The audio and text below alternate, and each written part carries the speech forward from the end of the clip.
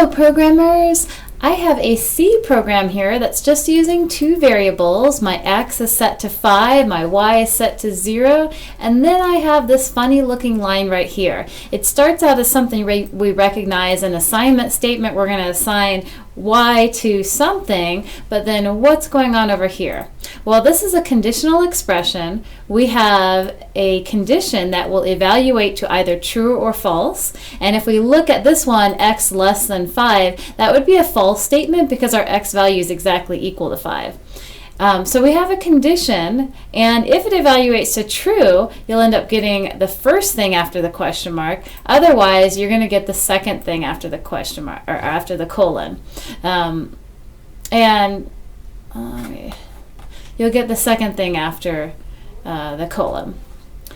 So in this case, because this expression was false, then 25, 5 times 5, was used in our assignment statement, and we print out y is equal to 25, and you see that down below. If we were to change our value to 2, okay, 2 is all of a sudden less than 5, we run this, and we're going to get, well, the first thing after the question mark is what we're using in our assignment statement, so our y value is 2.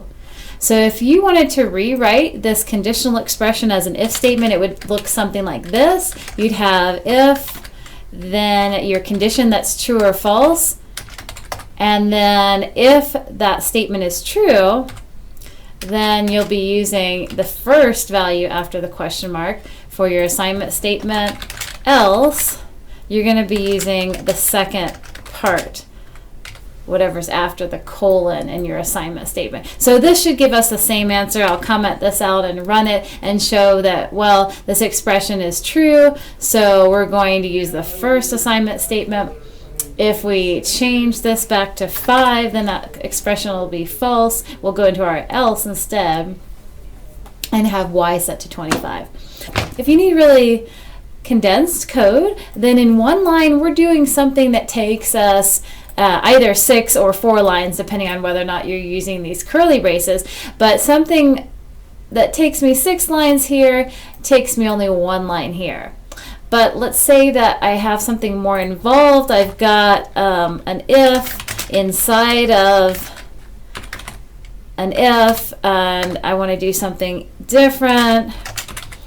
So if you have nested if statements, it gets really ugly if you try to do that on one line with a conditional expression. So I would recommend that you definitely use the if and the else instead of a conditional expression if you've got some nested code here.